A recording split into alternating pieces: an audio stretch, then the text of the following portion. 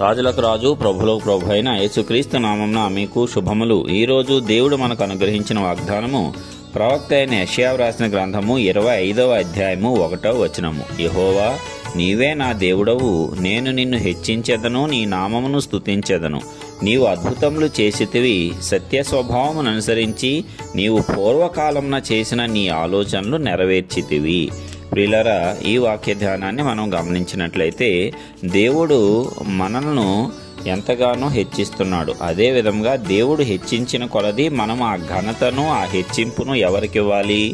దేవునికి మాత్రమే ఇవ్వాలి. దేవునికి మాత్రమే ఆ ఘనతను, ఆ మహిమను, ఆ హెచ్చింపును ఇచ్చి మనము ఆయన నామాన్ని స్తుతించాలి. అప్పుడు ఆయన మనలను ఇంకా హెచ్చిస్తాడు. అంతేగాని దేవుడు మనల్ని హెచ్చించినప్పుడు అది మన యొక్క సొంత సామర్థ్యం వల్ల మాత్రమే వచ్చింది, నా వల్ల తప్ప ఇంకా ఎవరి వల్ల ఇది కాదు అనేటువంటి గర్వము, అహంకారము మనలో ఏమాత్రము రానీయకూడదు. ఎందుకంటే సమస్తమును కలుగజేయువాడు ఆయనే, సమస్తమునకు కారణభూతుడు ఆయనే.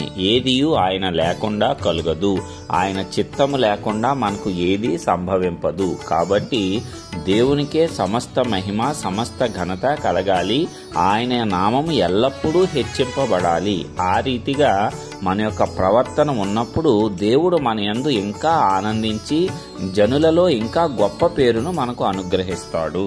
ఎందుకంటే ఆయన సర్వశక్తిమంతుడైనటువంటి దేవుడు, ఆయన అద్భుతాలు చేసేవాడు, ఆయన ఎల్లప్పుడూ సత్యాన్ని అనుసరించి నడుచుకునేవాడు. కాబట్టి మనము కొన్ని మార్లు మన ఉద్దేశపూర్వకంగా లేక ఇతరుల ప్రభావంతోనో మనలను మనం హెచ్చించుకునేటువంటి పరిస్థితి ఏర్పడవచ్చు. అయితే అది మన నాశనానికి దారితీస్తుంది.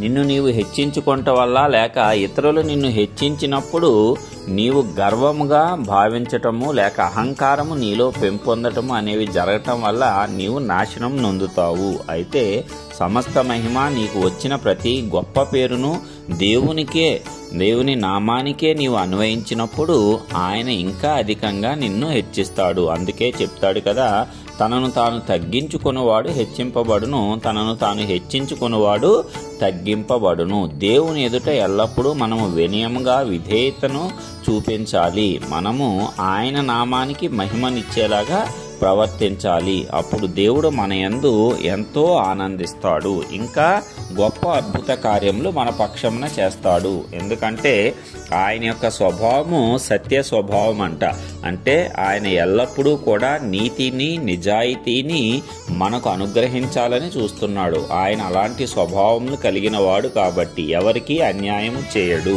మరి నీవు చేసినటువంటి మంచి క్రియలు, నీవు దేవుణ్ణి హెచ్చించిన విధానమును ఆయన జ్ఞాపకం ఉంచుకుంటాడు.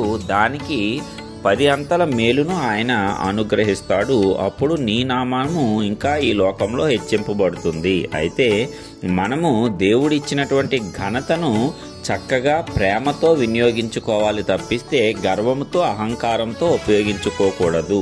అది దేవుడు ఖచ్చితంగా కోరుకుంటున్నాడు. మరి పూర్వకాలం నుంచి దేవుని యొక్క ఆలోచనలే నెరవేరుతూ ఉన్నాయంట. మనము అనేకమైన తలంపులు తలుస్తూ ఉంటాము. అయితే దేవుని చిత్త ప్రకారం మనము తలంచినప్పుడు, దేవుని చిత్త ప్రకారం మనం ప్రార్థన చేసినప్పుడు అవి తప్పనిసరిగా మన జీవితంలో వెంటనే నెరవేరటము చూస్తాము. దేవుని చిత్తానుసారముగా మనము నడుచుకొని మనము ఏ కోరిక కోరినా సరే, మనం ఏ ప్రార్థన చేసినా సరే అది అత్యద్భుత రీతిలో నెరవేరుతుంది. అది మనకు క్షేమము, ఆ సమస్త జనులకు కూడా క్షేమాన్ని కలుగజేస్తుంది. అలా కాకుండా కేవలం మన స్వార్థ బుద్ధితో మన మేలు కోసమే మనం గనక దేవునికి మొరపెట్టుకుంటూ మరి దేవునికి విజ్ఞాపనలు చేస్తూ మనమే హెచ్చింపబడాలి అనేటువంటి తత్వాన్ని కలిగి ఉండటం అనేది దేవునికి ఏమాత్రము ఇష్టమైనది కాదు. ఆయన పూర్వకాలమునే సమస్తమును ఆలోచించేసి నెరవేర్చాడంట. మరి ఆయన చిత్తాన్ని తెలుసుకోవటమే మన పని. ఈ లోకంలో ఆయనను అంగీకరించి దేవుడిగా మనము ఆయనను అనుసరిస్తూ ఉన్నప్పుడు ఆయన యొక్క చిత్తాన్ని తెలుసుకోవాలి. మరి ఆయన ఎలాగో ఆలోచిస్తాడో మనం అలాగా ఆలోచించగలగాలి. అది ఆయనతో మనకు ఉండేటువంటి అన్యోన్య సహవాసం వల్ల మాత్రమే సాధ్యమవుతుంది. కాబట్టి మనమందరము కూడా ప్రతిరోజు దేవుని యొక్క చిత్తాన్ని ఎరిగి ఉండటంలో ప్రయాసపడాలి. అప్పుడు సమస్తము మనకు సమకూడి మేలుకే జరుగుతాయి.